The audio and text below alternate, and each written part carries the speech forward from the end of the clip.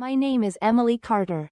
Raised in a serene Oregon suburb where our family appeared to embody the ideal middle-class American dream. A charming house with a rose-filled yard and cozy dinners. Yet, beneath this facade, my childhood was marked by neglect and favoritism.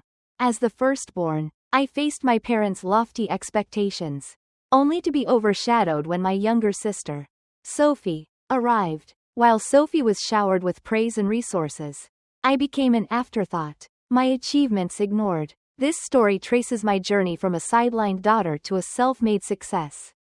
Reclaiming my voice in a family that tried to erase me. Hey everyone, it's Emily Carter, thanks for coming back to the channel. Today, I'm sharing a super personal, and probably the most shocking, story I've ever told. It was supposed to be my promotion party, my big night, but somehow, it turned into a full-on tribute to my sister. Sounds crazy, right? But trust me, it gets even wilder. If you've ever felt overlooked, unappreciated, or like you're constantly pushed out of the spotlight, then this video is definitely for you. I was born Emily Carter, the first child of David and Margaret Carter, in a quiet suburb of Oregon where lavender bloomed in front yards and white picket fences framed neatly trimmed lawns. From the outside, our family was the epitome of middle-class American life. A two-story house with a welcoming porch, warm lights glowing through the windows, and the aroma of home-cooked meals filling the air during family dinners. Neighbors would smile as they passed by, assuming we were the picture of harmony. But inside those walls, the reality was far less idyllic, a truth that shaped me in ways I could never have foreseen as a child. My parents were ambitious, modern thinkers, deeply invested in the art of parenting. My father, David, a software engineer with a knack for numbers, dreamed of raising a prodigy, a child who would excel in academics and dazzle the world with brilliance. My mother, Margaret, was equally intense, having devoured dozens of child psychology books before I was born. She approached motherhood like a scientist, determined to mold me into something extraordinary. From the moment I arrived, I was their experiment, a project to be monitored, measured, and refined. Every milestone was scrutinized, every delay a cause for concern. By the time I was 3, still struggling to count past 15 or write my name legibly, their disappointment was palpable. I can still hear my mother's voice, sharp with frustration, as she spoke to my father one evening while I played quietly in the corner. "David, she's not learning as quickly as we expected," she said, her tone a mix of worry and exasperation. "We need to act now, before we miss the critical window." My father's response was a slight nod. But his eyes, those calculating eyes that could solve complex algorithms, looked at me as if I were a puzzle with a missing piece. Unworthy of further effort. I didn't understand their words then, but I felt the weight of their disappointment, a heavy presence that would linger for years. Everything changed when my younger sister, Sophie, was born. I was 4 years old, still trying to navigate a world that seemed to demand perfection I couldn't deliver. Sophie's arrival was like a shift in the tides, redirecting every ounce of my parents' attention. Suddenly, our home transformed into a laboratory for nurturing a genius. The living room, once filled with my scattered toys, now brimmed with brain-boosting gadgets, colorful emotion flashcards, and advanced learning tools that looked like they belonged in a private academy. I remember watching, wide-eyed, as my mother proudly showed off Sophie's musical high chair, imported from Europe, or her collection of fabric books from Sweden. By the time Sophie was 2, she had a private Montessori tutor visiting weekly, guiding her through activities I could only dream of. Meanwhile, I was handed pre-printed workbooks and a worn pencil, with daily reminders to try harder if I wanted to amount to anything. My mother's casual remarks cut deeper than she realized.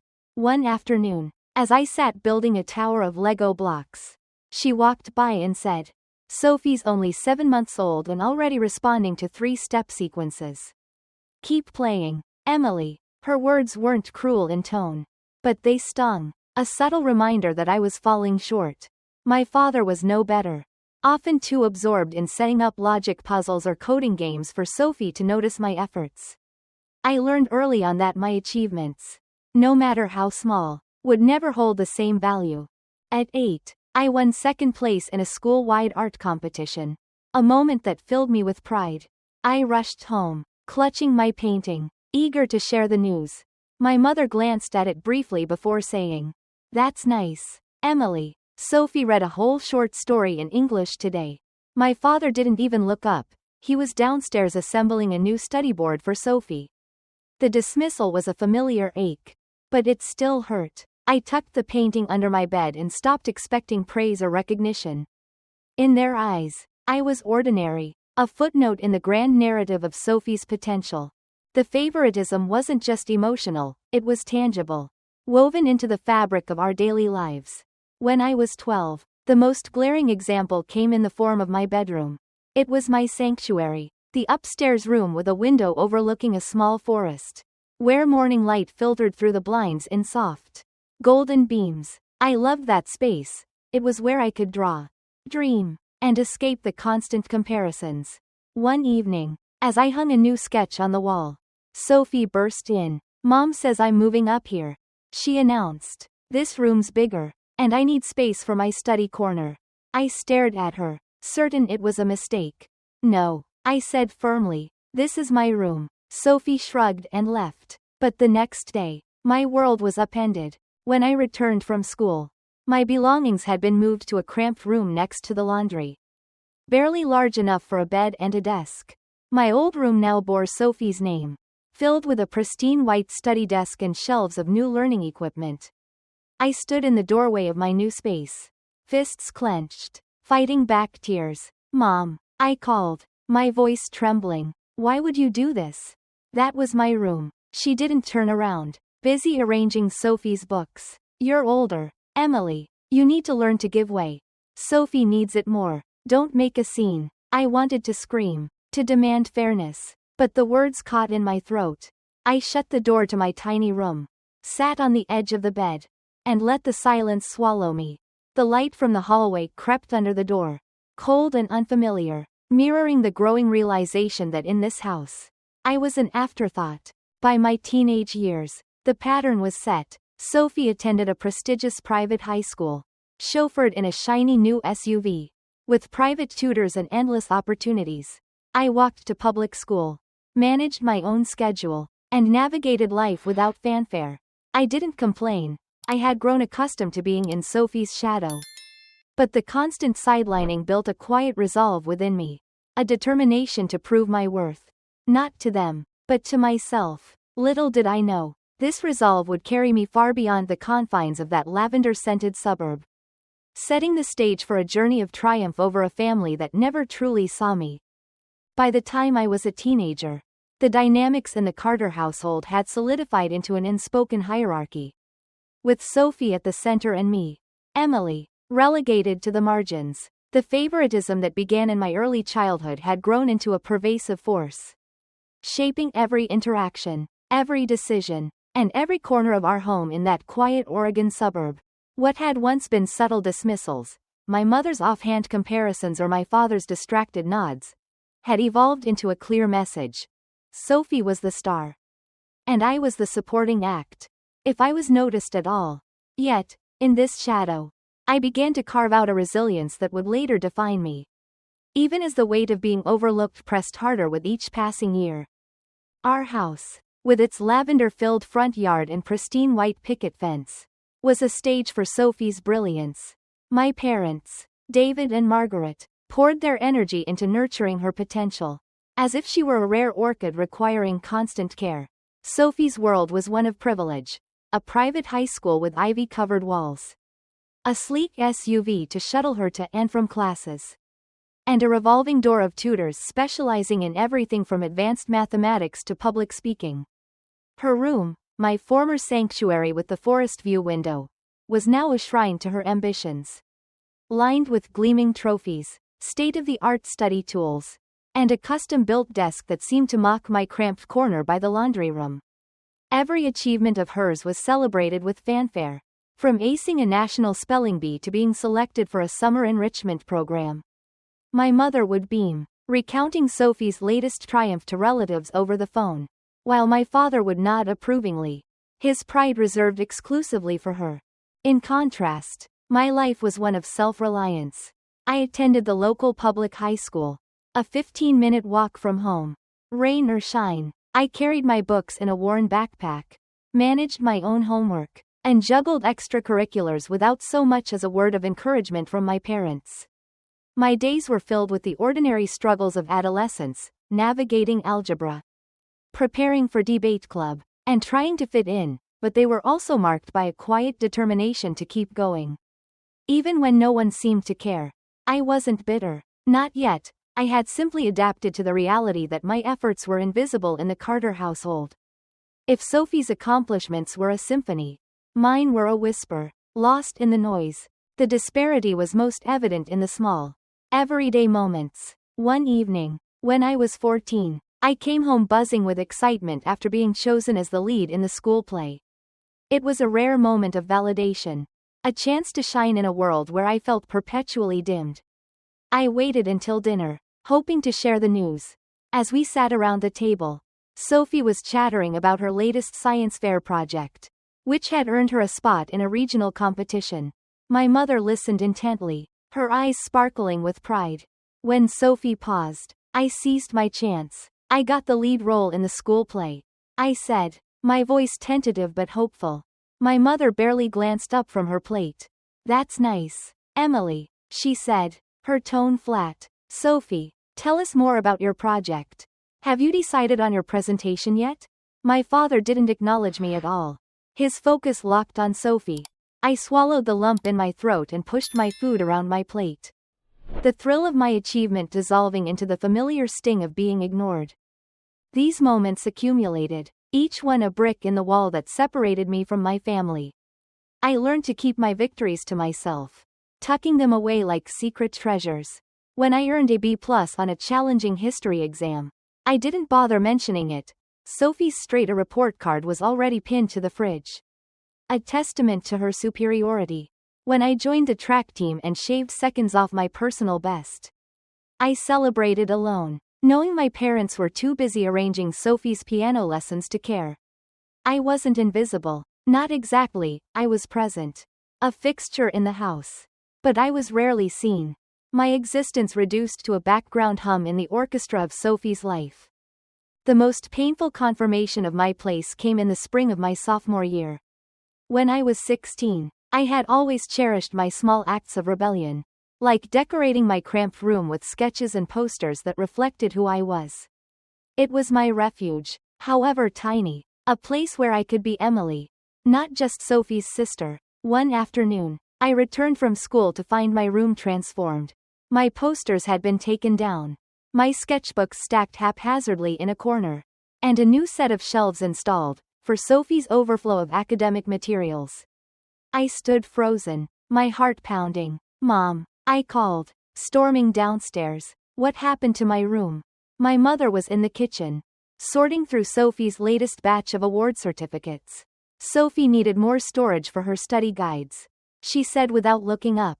Your room was the only space available. It's not a big deal. Emily, don't overreact. I wanted to scream that it was a big deal, that it was my space, my identity, being erased piece by piece. But her dismissive tone silenced me.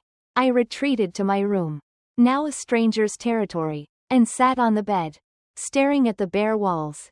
That was the moment I truly understood. I wasn't just less important, I was expendable. Despite the neglect, I refused to let it define me. At school, I threw myself into my studies and activities, finding solace in the praise of teachers and the camaraderie of friends who saw me for who I was. I wasn't a prodigy like Sophie, but I was diligent, creative, and determined. My English teacher, Ms. Harper, once pulled me aside after class to commend my essay on The Great Gatsby, saying, "You have a unique perspective, Emily. Don't let anyone dim your light." Those words became a lifeline, a reminder that my worth didn't depend on my parents' approval. I began to dream of a future beyond the Carter household, a place where I could stand on my own terms. As my high school years progressed, I grew more independent, but the ache of being sidelined never fully faded. I watched Sophie's star rise, her every move celebrated, while I navigated my path in silence. Yet, in that silence, I was forging something powerful, a resolve to prove my value. Not to my family, but to myself. I didn't know it then. But those years of fading into the background were laying the foundation for a journey that would take me far beyond the confines of our lavender-scented suburb. Toward a life where I would finally be seen. As I approached my senior year of high school, the Carter household in our Oregon suburb remained a shrine to Sophie's brilliance. With every resource and ounce of parental pride funneled toward her, I, Emily, had long accepted my role as the overlooked eldest daughter, navigating life with a quiet resilience honed by years of being sidelined. I walked to public school, managed my own academics, and pursued extracurriculars without fanfare, all while Sophie was chauffeured to her prestigious private academy. But a pivotal moment at the dinner table, coupled with the unwavering support of my grandparents, would shatter the illusion of fairness in our family and set me on a path to independence. Proving that my worth didn't depend on my parents' validation. The disparity between Sophie and me was stark. At 16, Sophie was the golden child. Her every achievement, whether a debate trophy or a perfect SAT practice score, celebrated with lavish praise. My parents, David and Margaret, invested heavily in her future. From private tutors to summer programs at elite institutions. I, on the other hand, was expected to fend for myself. I studied in my cramped room by the laundry, using second-hand textbooks and a desk barely big enough for my laptop. I didn't resent Sophie. Not exactly. I had grown used to the imbalance. But I couldn't shake the ache of being invisible. My efforts dismissed as inconsequential in the shadow of her potential. The turning point came one crisp fall evening during my senior year. When my grandparents, Henry and Clara, joined us for dinner. They were the only ones in the family who ever made me feel truly seen. Their warm smiles and attentive questions a stark contrast to my parents' indifference. That night, as we ate my mother's signature roast chicken, Sophie dominated the conversation, detailing her plans for a Stanford summer program. My grandparents listened politely, but Clara turned to me, her eyes kind. What about you, Emily? Have you thought about college yet? For the first time in what felt like forever, I felt a spark of hope. A chance to share something of my own. I took a deep breath and spoke. I applied to the University of Oregon and UC Davis. I said, my voice steady despite the nerves. I just got accepted into Oregon's business program with a partial scholarship. If I can get more financial aid, I think I can make it work. Before I could finish, my mother set down her fork with a sharp clink that echoed in the quiet dining room. Emily, she said, her tone clipped. Your father and I have discussed this. We can't provide additional support for your tuition this year.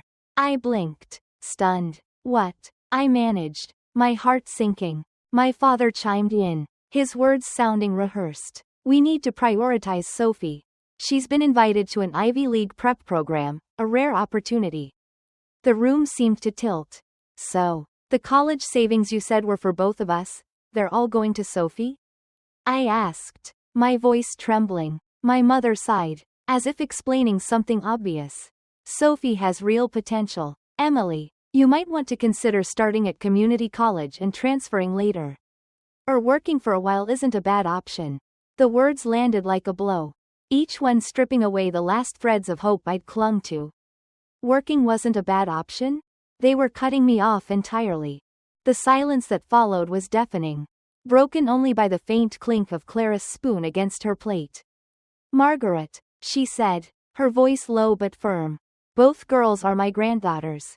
I can't sit here and watch one be cast aside.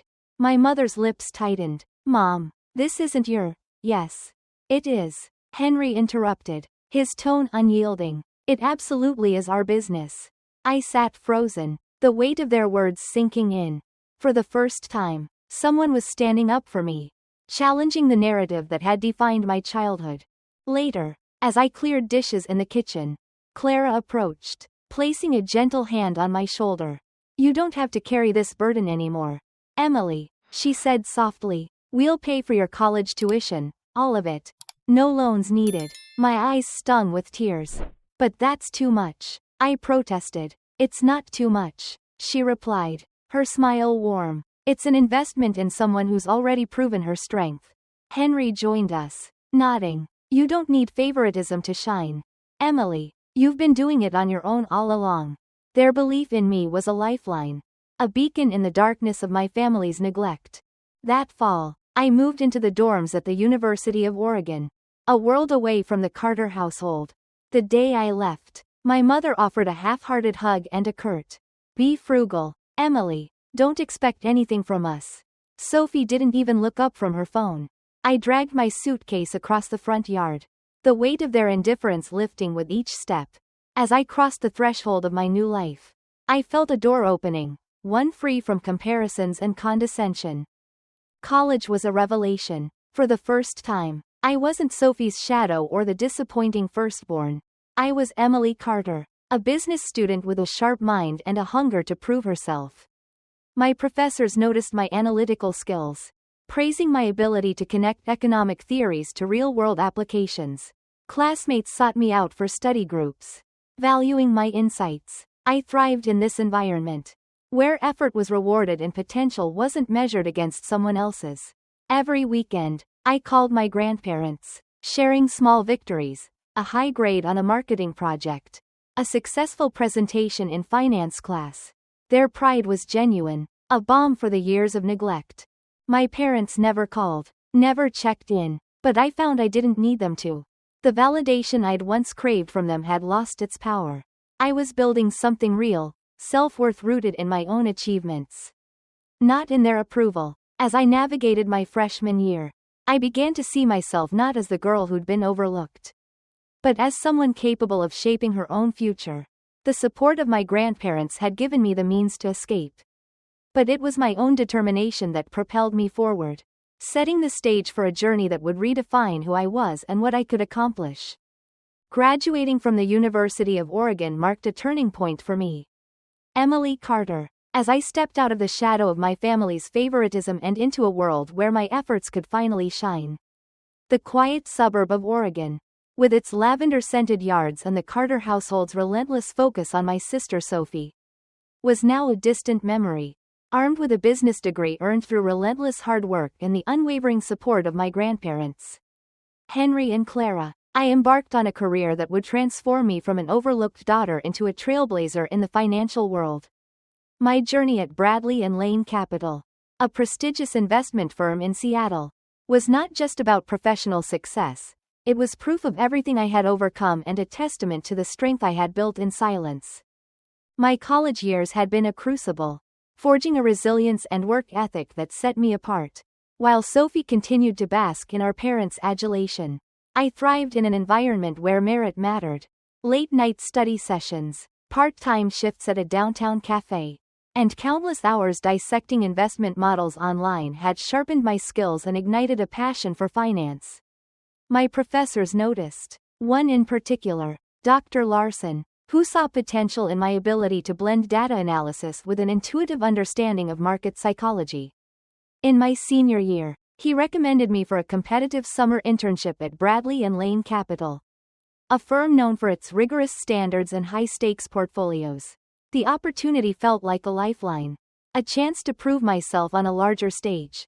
The internship interview was daunting, a glass-walled conference room, a polished oak table, and 3 managers scrutinizing my resume. One of them, Ms. Harper, leaned forward and asked, "What's the most critical factor in crafting an investment strategy?"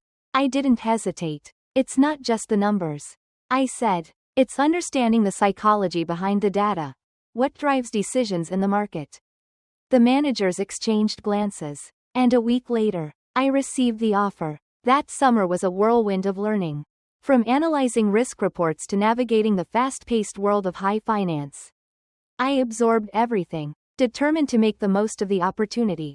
By the end, I had earned a full-time offer as a junior investment analyst, a role I accepted with a mix of pride and disbelief. Just a few years earlier, my parents had suggested community college as my best option. At Bradley and Lane, I threw myself into the work, treating every task as a chance to grow. I pored over shareholder presentations, mastered volatile market charts, and learned to spot patterns others missed. My diligence paid off 3 years later during a routine review of a high-net-worth client's portfolio. Something felt off. a group of tech stocks showed unusually strong internal indicators, far outpacing the broader market. While most analysts saw breakout potential, I sensed trouble. I spent 2 sleepless nights digging through financial reports, cross-referencing appendix data, and tracing transaction histories. What I uncovered was alarming. The companies were inflating revenue through internal transactions, essentially buying their own products to fake sales. If we didn't act, the firm risked losing at least $32 million in client funds. I couldn't stay silent. On Monday morning, I walked into the executive boardroom with a 42-page analysis and a risk simulation model I'd built from scratch. My hands trembled as I presented, but my voice was steady.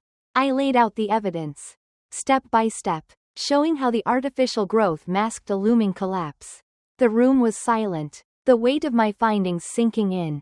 When I finished, the CFO, Mr. Thornton, turned to the CEO and said, "She just saved the company."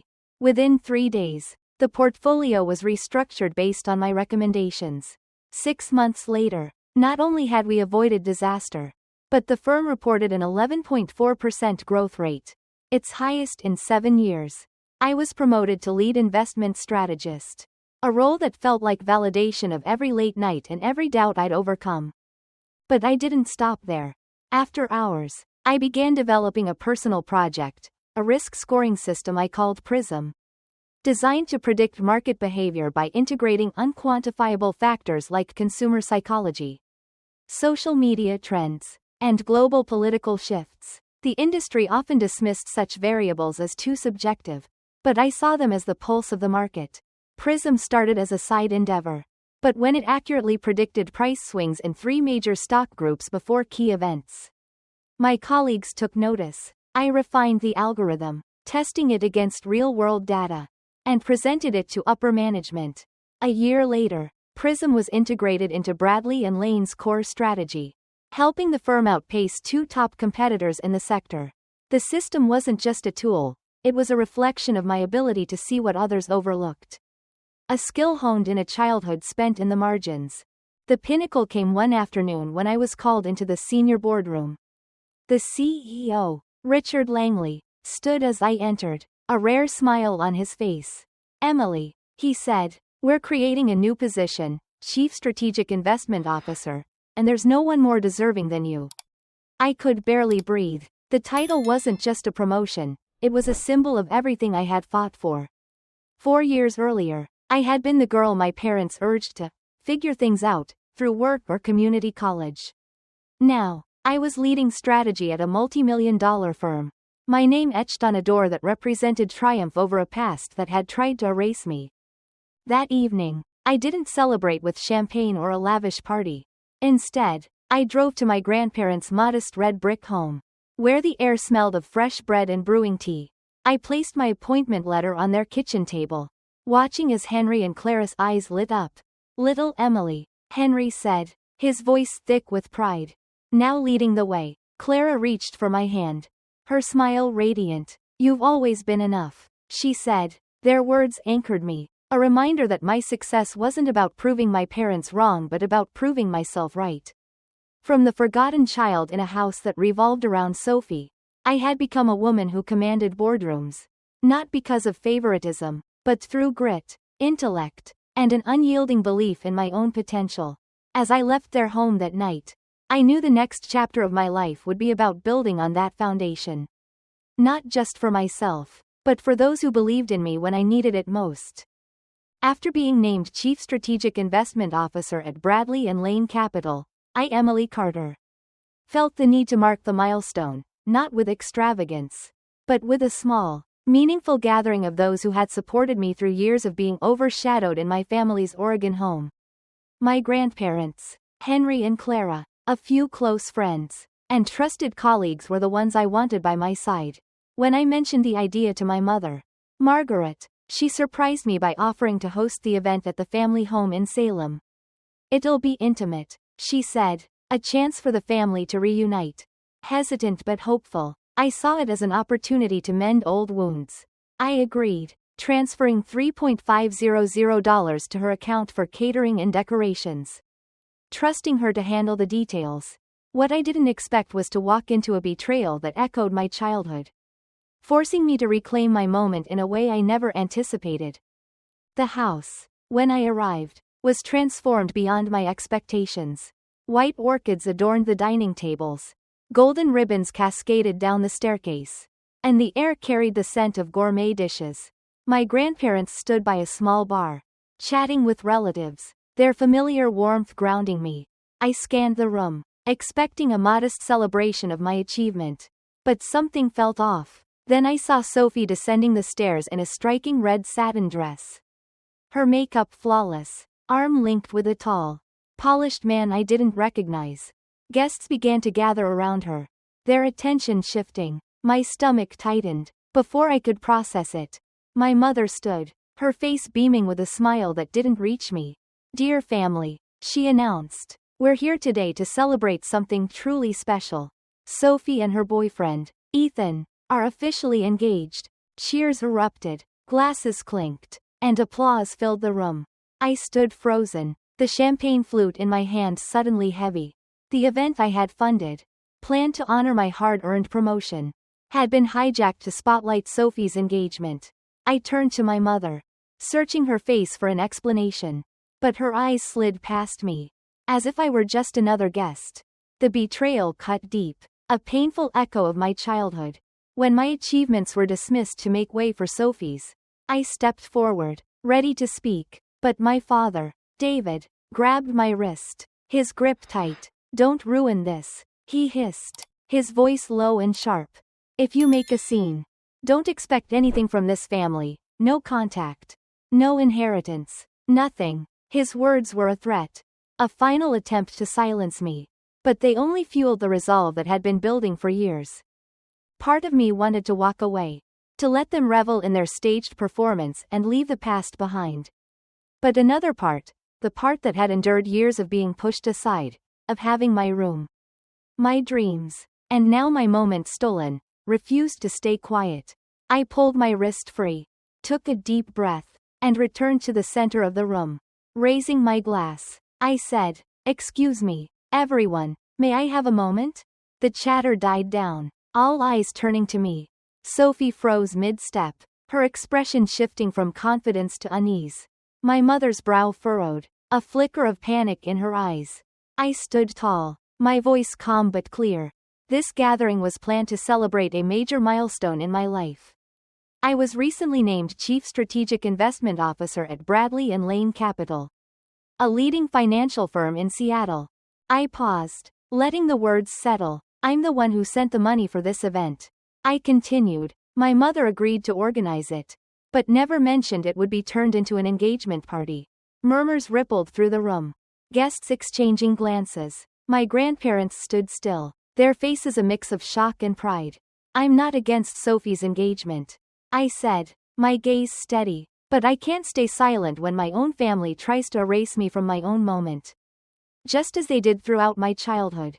The air grew heavy, the truth laying bare years of favoritism.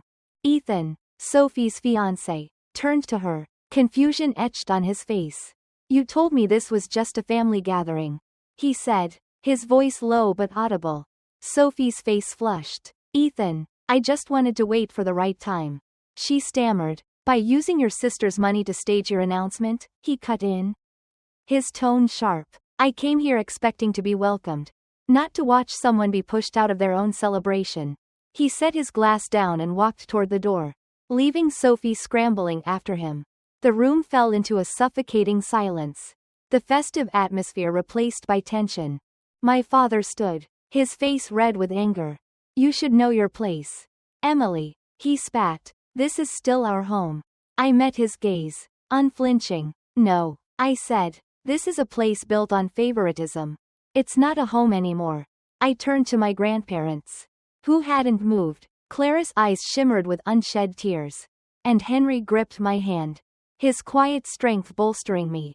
"I don't need the rest of this family to know who I am," I said, my voice steady. With that, I walked toward the door, the same one I'd left years ago when I moved to college. But this time, I held my head high, each step a declaration of my worth. As I reached the porch, I heard Sophie's voice behind me. shrill with fury. "You've always been jealous," she shouted, tears streaking her makeup. "You can't stand seeing me happy. So you ruin everything." I didn't turn back. Her words, once capable of wounding me, now felt hollow, a tired refrain from a script I'd outgrown. Clara's voice cut through the chaos. Calm but firm. "Sophie, you made your choices. Don't blame your sister for the consequences." My mother rushed forward, her face pale with rage. "Emily, who do you think you are to humiliate your sister like this?" she demanded. I looked at her, the woman who had dismissed me for years, and replied softly, "I'm just telling the truth. And I've been quiet long enough." The spring night air greeted me as I stepped outside, carrying the faint scent of apple blossoms from the backyard. The door closed behind me, not with a slam, but with the quiet finality of a chapter ending. I drove to my grandparents' home, where Clara took my hand and said, "You don't have to fight to prove yourself anymore, Emily." For the first time, I felt at peace, not because I had won, but because I had chosen myself over a family that never truly valued me. The celebration they stole was theirs to keep, but the truth I spoke was mine, and it set me free. The night I walked out of my parents' house in Salem, Oregon, after exposing their betrayal at what was meant to be my celebration, marked the end of a long, painful chapter. I, Emily Carter, had finally claimed my voice, refusing to let my family's favoritism erase me any longer. The sting of my mother Margaret's dismissal, my father David's threats, and my sister Sophie's accusations lingered, but they no longer held power over me. With the unwavering support of my grandparents, Henry and Clara, I stepped into a future defined by my own terms. 3 years later, as I stood at the helm of Bradley and Lane Capital, my journey from an overlooked child to a trailblazing CEO became a testament to perseverance, self-worth, and the courage to choose myself. The confrontation at the party had been a reckoning. As I left, Sophie's cries of jealousy echoed behind me, but they felt like the fading notes of a song I'd long stopped listening to. My mother's rage and my father's cold ultimatum, if I walked out, I'd be cut off from the family, were meant to tether me to their control. But my grandparents' intervention changed everything. Henry, usually reserved, stepped forward with a voice like thunder. "David, if you're disowning Emily, it's time we set things straight," he said. Clara, holding his hand, added, "We updated our will 3 months ago. The entire estate, house, savings, investments, goes to Emily." My mother gasped, her face paling. "Sophie's my daughter," she protested. "Why her?" Clara's response was unwavering, "Because Emily never demanded, never complained, and never stepped on others to lift herself up. We don't reward favoritism or deceit." Sophie unraveled, her red dress a vivid blur as she fled upstairs, tears streaming. My parents stood speechless, their authority crumbling. I clutched my purse, heart swelling with gratitude for my grandparents. "I never asked for this," I said, my voice soft. "We know," Henry replied, smiling. "That's why you deserve it." The relatives, who had watched the drama unfold, avoided my gaze as I turned to leave. The spring breeze brushed my cheek as I stepped outside, carrying the familiar scent of apple blossoms. The door shut behind me. Not a barrier but a gateway to freedom. In the car, Clara took my hand. "You don't have to fight to prove yourself anymore, Emily," she said. For the first time, I felt unburdened, not by the promise of inheritance, but by the realization that I was enough. Over the next 3 years, I poured my heart into my work at Bradley and Lane Capital. Early mornings before dawn and late nights on the 19th floor became my sanctuary, where I refined strategies, enhanced the PRISM algorithm, and led my team through challenges that once seemed insurmountable. My childhood, spent in Sophie's shadow, had taught me to see what others missed, a skill that now drove the firm's success. When the CEO, Richard Langley, announced his retirement, no one expected him to name me as his successor. At 30, I became the youngest female CEO in the firm's 60-year history. Standing on a stage in the main hall, cameras flashing, shareholders applauding, I wasn't there to impress, I was there to lead, representing a generation that didn't need privilege to create its own legacy. Afterward, I called my grandparents. I did it. I whispered, voice thick with emotion. Clara's words echoed, "You've always been worthy, Emily, from day one." Meanwhile, in Salem, little had changed for my family. Sophie, now 27, had spiraled since Ethan left her that night. She abandoned a fashion course, citing too much pressure, tried and quit being a content creator, and eventually moved back into the room she'd once taken from me. My parents, David and Margaret, faded from my life. My grandparents occasionally mentioned their inquiries through mutual friends, but I felt no need to reconnect. I had learned that some relationships, built on denial and selfishness, weren't worth salvaging. Instead, I cherished Sunday dinners with Henry and Clara, where we toasted bread, flipped through old photo albums, and laughed over childhood stories. When I asked if they regretted leaving everything to me, Clara said, "We didn't give it for its worth. We gave it to the one who chose integrity over convenience, silence when it mattered, and voice when it counted." Their faith in me was the true inheritance, far greater than any asset. One spring afternoon, as I left a global strategy meeting at Bradley and Lane, I spotted a familiar figure in the lobby. Sophie stood there, thinner, her designer coat and polished heels a stark contrast to her uncertain gaze. "I'm not here to apologize," she said defensively. "I just want to know how you're doing so well without anyone lifting you up." I looked at her, feeling neither anger nor pity, because I once had nothing. "Sophie," I replied, "that's when I learned to stand on my own." "You've never had to." She stared at me, silent, then turned and walked away. I didn't know if she'd change, but I knew I'd never return to being the sister who yielded, endured, and stayed silent for peace. Back in my office, my team awaited, ready to build something new. My story wasn't just about overcoming favoritism, it was about the power of perseverance and inner worth. From a child pushed aside in her own home to a CEO leading with vision, I had risen not out of spite, but out of truth and dignity. I no longer sought validation from those who denied me, finding my place among those who believed in me, my grandparents, my colleagues, and, most importantly, myself. As I looked out over Seattle's skyline, I knew that no matter where the path began, staying true to oneself made the destination worth it. The pain of my past was a distant echo, drowned out by the life I had built. One choice, one truth, one step at a time. Thank you so much for watching all the way to the end. If you've ever gone through something like this, remember, your worth isn't defined by other people's recognition, it's defined by who you are. Don't forget to like, share, and subscribe so you don't miss more real stories, real emotions, and real life lessons. And if you've got a story of your own to share, drop it in the comments. I read every single one. And your voice matters here. See you in the next video.